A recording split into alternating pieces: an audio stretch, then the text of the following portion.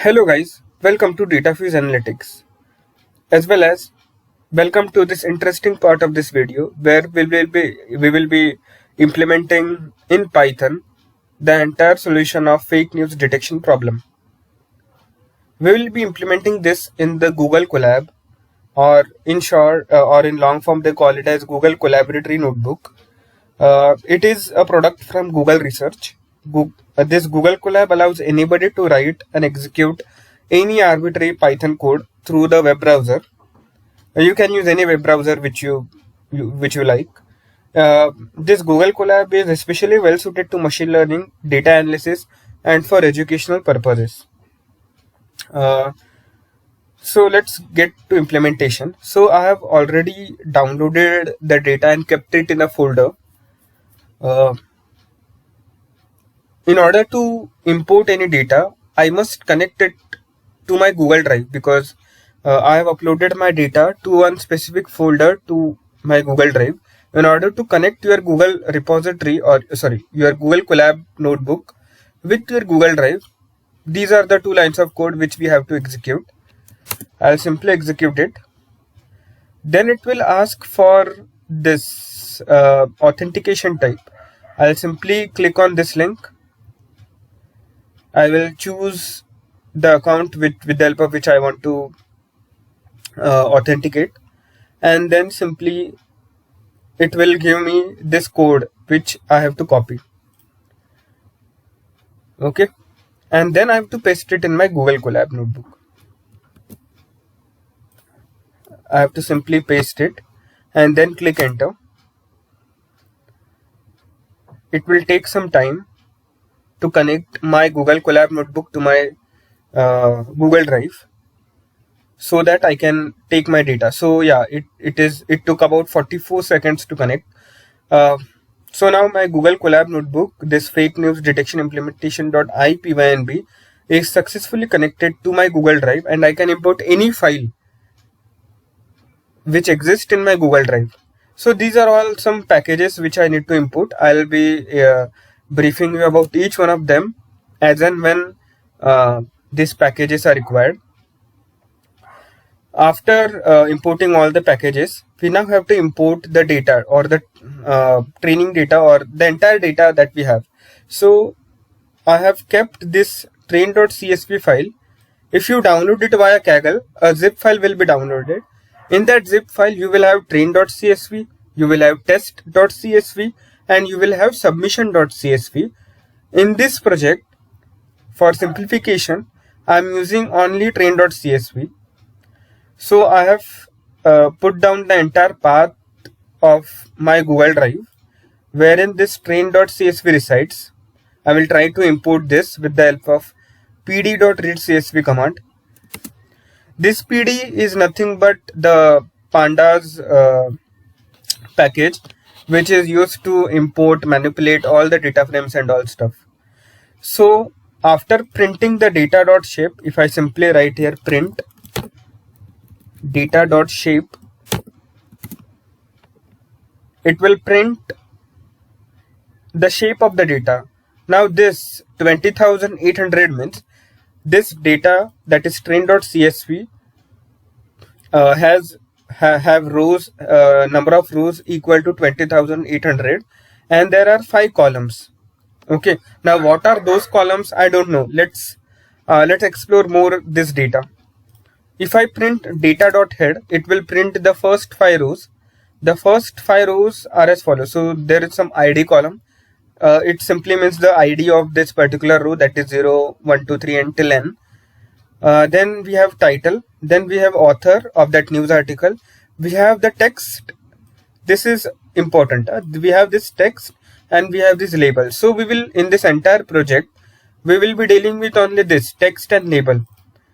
We can simply ignore ID. We can simply ignore title. We can simply ignore author. We have to take only text and label. Okay. Now let's find out the distribution about how many of them are 1 and how many of them are 0.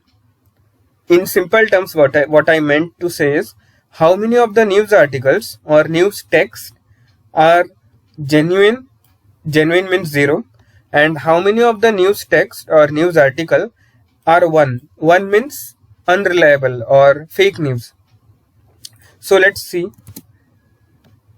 I'm using this SNS, that is the Seaborn library, which I have imported here. Import Seaborn as SNS. So just to give you a brief about this Seaborn library, what I can say is it is a kind of data visualization library which is built on top of Matplotlib, which is an altogether a famous library, visualization library. This Seaborn library is built on top of Matplotlib, and it is closely integrated with Python pandas data structure. This data is a Python pandas data structures. This visualization can be called as a central part in Seaborn library, and with the help of minimal commands we can plot some high quality graphs or high quality graphics or high quality charts and all stuff.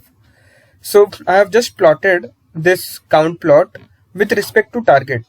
Okay, this target variable now stores the label part or the data of label. This label part constitutes this 1001.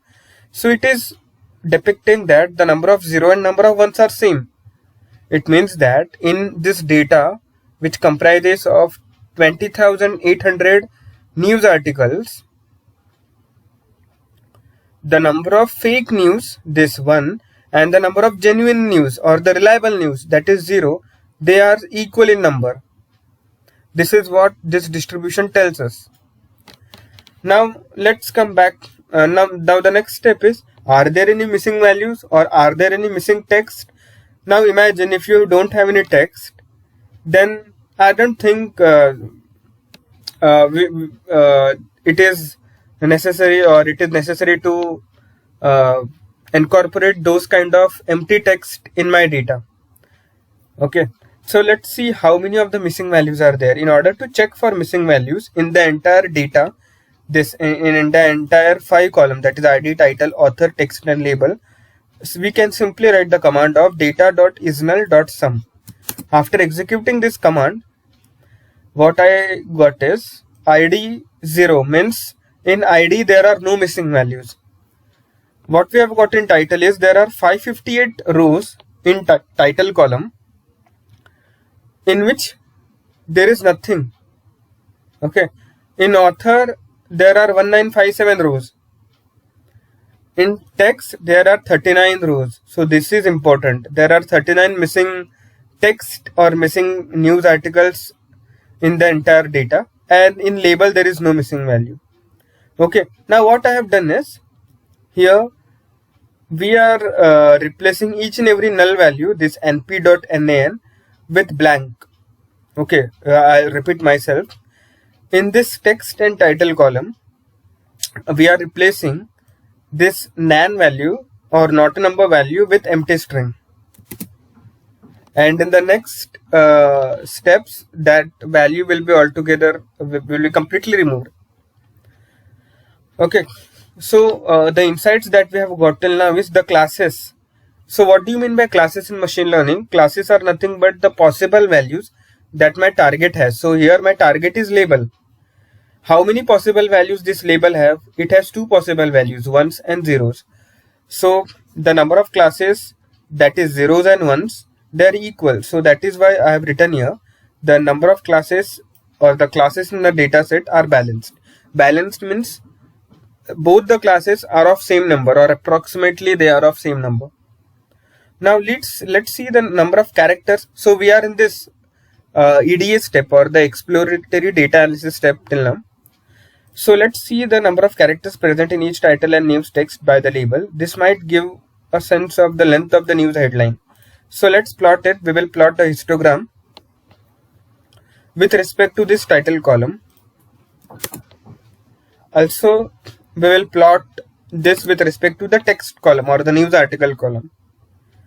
So we have plotted this with the target attribute or the label. Now here what we can see is this is nothing but a histogram. On the left hand side, 0 means reliable news. On the right hand side, 1 means unreliable news.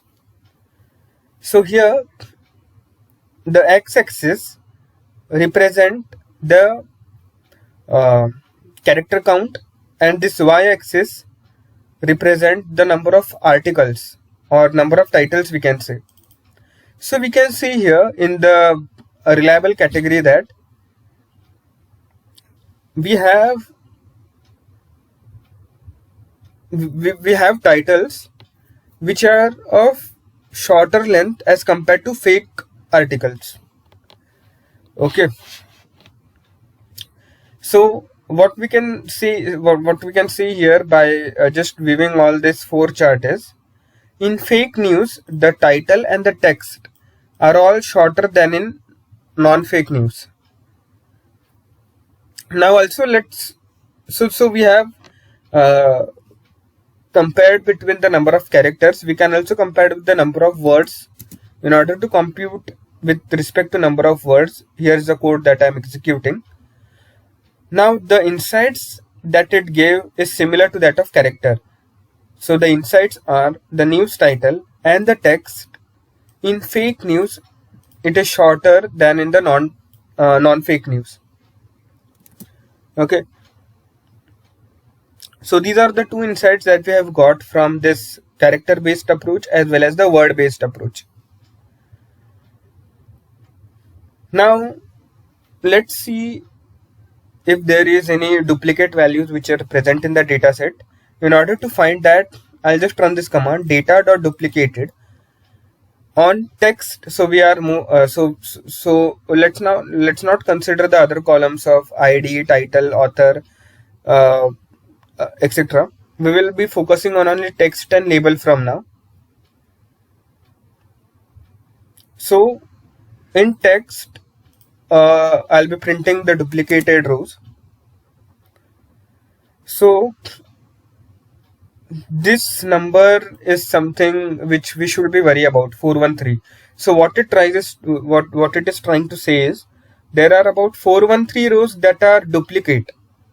So we can remove this duplicate, but before removing that, let's see what all duplicate rows are there.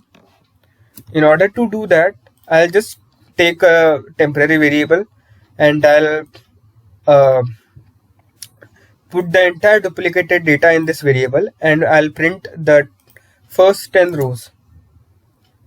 After doing this, all I can say is some duplicated row. So let's not focus on ID, title and author. We should not consider that. So what for simplicity, I'll just take text and label, and I'll rerun it. Let's see. So we can see that these blank are also duplicated. Something at index 480, that is Jeeves News 2015, it's duplicate. At index 734 it's duplicate, and so on.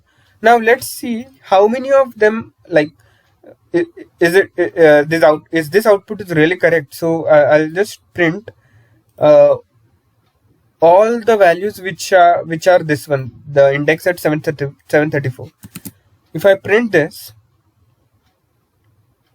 now you can see this is repeated, this is repeated, all these are repeated, and this particular instance of 734 index has label 1, or the fake news is repeated, we can say. It might not be true in all the cases, but in most of the cases the fake news is repeated with author names, with different author names, it is repeated. Okay, so what we will do is we will drop all the duplicate values, whether it might be of genuine and whether it might be a duplicate. But here the twist is we will not delete all the duplicates, we will keep only one instance. So here I have written keep equal to first and in place equal to false, so that it will save it in the data variable, or it will override the data variable. Okay, so we will not delete all the duplicated, but we will keep only one instance. So let's say there are 50 rows duplicate, we will keep only one instance of that, so that none of the rows are duplicated. Okay, I'll run this, and then I'll again print the shape of the data. Now earlier, you can recollect, I'll just scroll up and show you all. The data shape was about 20,800. Now the data shape is about, let's see, after removing duplicates, it is 20,387. So about 500 rows, or about 413, or about roughly 400 rows, uh, we were able to remove, or the duplicated rows, or the unnecessary rows, or the data redundancy we have removed. Okay. Now again we can see the target distribution or the class representation. So here we can see that by a small margin this one has reduced. So earlier, if I can scroll upwards, we saw that zeros and ones are same. That is the number of unreliable news, this one, and the reliable news 0, they were same. But now what we can say is the reliable news, that is 0, or the genuine news, that is 0, it is almost same as that of earlier, but the fake news, that is 1, it has reduced by some margin. Okay, so we can try to infer that the makers of fake news, they try to replicate their news with some different author names, with some different titles, and so on and so forth, so that people will infer that, okay, this news is occurring multiple times, so this might be a genuine news, but in reality this might not be a genuine news. Okay, so this is with respect to the data exploration step, or understanding the data. Now let's move to the next step, that is the data pre-processing step. In data pre-processing, we will be carrying some tasks like converting everything to lowercase so that data normalization property is maintained. Then we will remove HTML tags which are present in the data. So as you know that these tags, they will not be helpful in determining whether the news is fake news or a reliable news. We can remove nonsense URL from the sentence. There is something called as contraction mapping, which might be a new term for few. Let me elaborate this contraction mapping. Okay, now let's come back to that example which I described earlier, which I told earlier, like I wanna go to have some coffee. So uh, in short form, I can say that I wanna go to have some coffee. But in long form, I can say that I really want to say is I want to have some coffee. Okay, let's say uh, the another example is this one. You are happy now, or y'all are happy now. So with the help of this contraction package, which is available in Python, we can normalize this sentence, or we can convert any slang language which we use in the chat. Like let's say I have texted my friend as G2G, like got to go, or TTYL, like talk to you later. So these all slangs, abbreviations that we commonly use in chats, they have to be converted into their full form, or they have to be normalized in the English language. So this is called as contraction mapping. Okay. Then comes the next step of eliminating unnecessary punctuations and special characters contained in the news article. Then we will remove stop words. Okay, and then we will remove all the short words, all the repeated words, or we can say short words. So for those who don't know what stop words are, I'll give you a brief about it. Uh, so the formal definition, as I recollect, is this. So these words are generally filtered out before processing any natural language sentence or corpus. They are actually the most common words in any language, like articles, like let's say and the, prepositions, he, she, they, that, conjunctions, and not only but also, etc., etc., which does not add much more information to that text. Okay, so these are some of the common words. So we will remove that. Now coming to contraction, before going into actual pre-processing, I want to uh, give you a quick demo about this contraction library. First, I will simply import this library. First I will simply install this library. Then, just to check whether this is properly working or not, I'll run these two examples. Let's say the input is you are happy now. The output it gave is you are happy now. So it fixed this slang you are. Now let's so also it fixed this y'all happy now to you all are happy now. Okay, so this is the main functionality of contraction. So I have written a function here named as decontracted. It will take input sentence and then it will return the normalized text. This is a simple functionality which will take input sentence and it will return the normalized text or news article.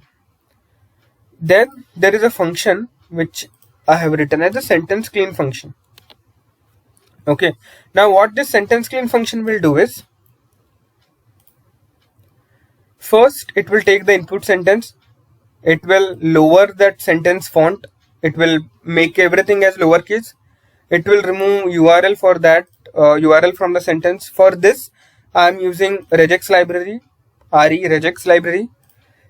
Anything with this pattern, anything which starts from this pattern, that is HTTP, it will get removed. Then I'll remove HTML tags. For removing HTML tags, we have to identify whether that particular token or particular word is HTML or not. For that, we have used Beautiful Soup. So, if you want a tutorial on Beautiful Soup library, please mention in the comments so that I can make a series of tutorials on Beautiful Soup as well. But just for now, just to tell you that Beautiful Soup is a Python package for parsing HTML and XML documents. You all know the full form of HTML, Hypertext Markup Language, as well as XML documents. It creates a parse tree for parsed pages that can be used to extract data from HTML. This is one of the most important library which is used in web scraping task. Okay, but here we are using this Beautiful Soup to remove HTML tags. Then removing contraction of sentence. So we have already prepared this particular function, that is decontracted. Then removing unnecessary digits 1 to 9 or 0 to 9. Then removing all the special characters. In order to remove special characters, what we can do is we can keep all the letters, that is capital A to capital Z and then small a to small z in our input center. So this is the sentence cleaning or the data pre-processing function that we have developed or we have implemented. There is something called as stemming in natural language. Okay, so there is a thing called as there is a module in Python analytical language which is called as Porter-Streamer. But before going into the Porter-Streamer algorithm, let's understand what basically the stemming is. Stemming is nothing but the process of reducing inflection in words to their root forms. Now, for example, I have written a word like reading, R-E-A-D-I-N-G. The root form of the word reading is R-E-D, read. Another example I can give you is there is a word like looking, L-O-O-K-I-N-G. The root form of this word looking is L-O-O-K, look. So all these words will be now converted to their root forms with the help of this Porter-Streamer module, which is available in the NLTK, Natural Language Toolkit package. So there is an entire tutorial which I can make on NLTK language if you comment with respect to that. Okay, so for each sentence in the document or in the sentence, we will use this sentence cleaning. We will call this sentence cleaning function which we have described above. We will tokenize the words, and then all these tokens will be passed to this Porter-Streamer so that each and every token or each and every word can be converted into its root form. Also, stop words will be removed. I've already explained what the stop word is, and then all the entire pre-processed reviews or pre-processed news articles will be returned back. Okay, let's execute this cell block. Then what we have done here is this data of text, it represents all the news articles. It's passed through this process function, and this process function will now let's execute this. There is some error, like the name decontracted is not defined. I think we have not executed this block of code. Let's execute it, and again let's execute or call our preprocess function. Now we can see some progress bar has popped up. In order to get this progress bar, what we have done is we have used this tqdm library, which is available in Python. You can also install with pip install tqdm and import it. With the help of this tqdm, you can see the actual progress which is happening right now. So let's wait for about what it's saying, about 5 to 7 minutes. It is doing at 62 iterations per second, or in simple terms, what it is doing is, for all those 20,000 news articles, it is taking up 50 to 60 news articles per second, and it is processing them all at once. So per second, about 50 to 60 news articles are getting cleaned or getting processed. So let's wait for 5 minutes.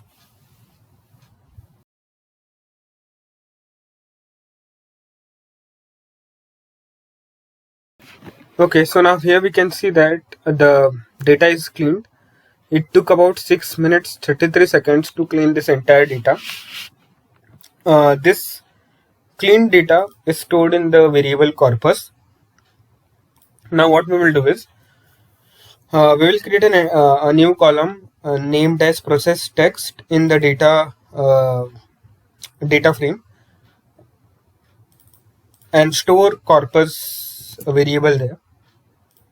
After getting this, let's see some examples. Data.head, with the help of data.head. So we can see here the original text was ever get the feeling of your life, and then the process text is this one.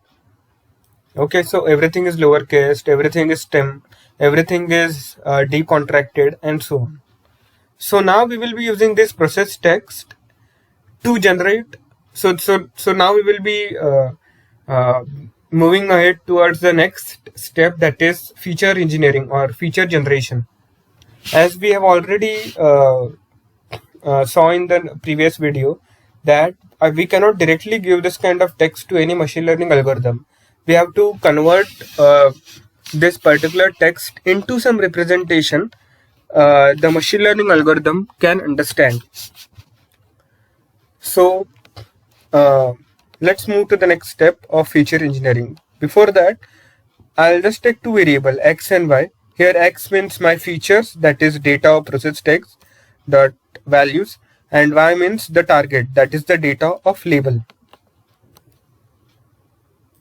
Okay, I'll just simply run it.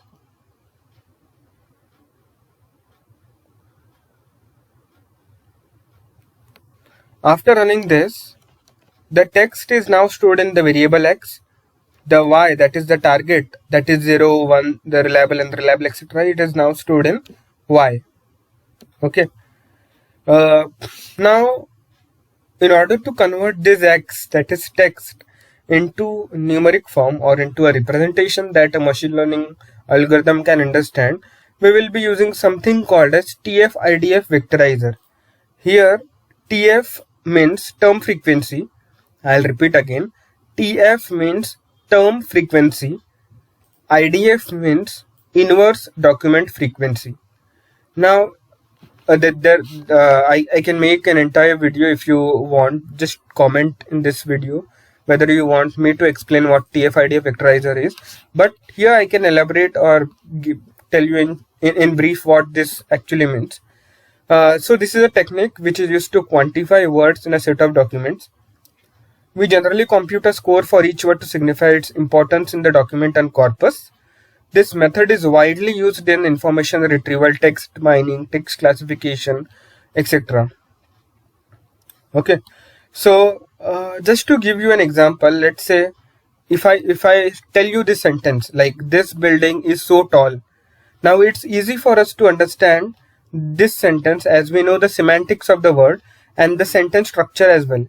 But how can we make understand our Python interpreter or our system to interpret this particular sentence? It is easier for any programming language to understand textual data which is represented in the form of some numbers or which is in the form of some numerical value. So for this reason, we have to vectorize all the text so that it is better represented to our algorithm. So this is TF-IDIA vectorizer. We have set the maximum features to be 5000, the n-gram range to be 1 to 3. Then we will be storing this in capital X and transforming this small x. So this small x means text and it is now being transformed to capital X. Let's run this. It will take some time because the data is more than 20,000 news articles. So it will take some time to run everything.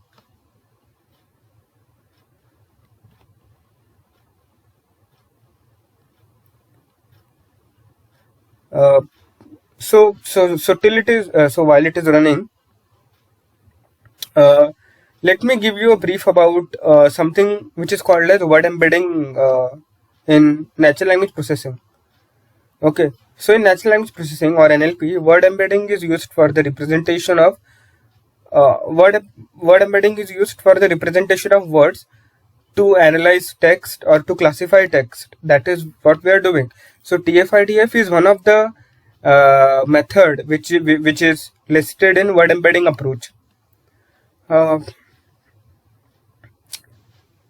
There are other neural network based approaches like word2vec, GloVe, doc2vec, etc. The latest state of the art word embedding techniques, they include BERT, which uses transformer, that is encoder, decoder and all. So I can make a separate video on these all word embedding techniques. Also, if you want to have an in-depth understanding of word embedding, I will post a link of word embedding of a beautiful word embedding based paper in the description of this video. So go and look. You can go through that video. So now the processing is completed. It took about 1 minute. It is written here in the left hand side of the cell. Now let's. So the step of feature building or feature engineering is completed successfully. We have all the features in capital X. Now let's try to print this X. It will be some number which we will not understand. So it is saying that this is 20387 cross 5000. So 20387 means number of rows. 5000 means each row or each news article is represented with some 5000 numbers or 5000 length vector. Okay, so if we multiply this, it comes around this number. Okay, so this is what I wanted you to understand. And the class is a float64 type, NumPy float64 type. Now let's split the data into training and testing. In order to split the data into training and testing, we will use sklearn's train test split functionality. Here first we have to give the features. We have stored this feature in capital X, the 5000 length feature or the 5000 dimensional feature we can say. Then we have something which is y. Y means the target values, that is 0, 1, 0, 1 and so on. This column, label column 1, 0, 1, 1, 1 and so on. So we have X, we have Y, we have to define the test size. Test size I have defined here is 0.20. It means 20% of the data randomly it will give to testing and the remaining 80% of the data we will have for training. And random state is set to 0 so that the results are repeatable. Okay. The first algorithm that we will try to implement is simple logistic regression.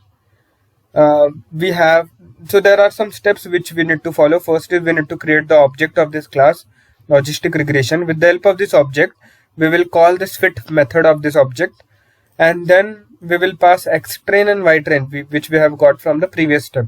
I'll just split the data. Then I will train the model. The trained model is stored in model object.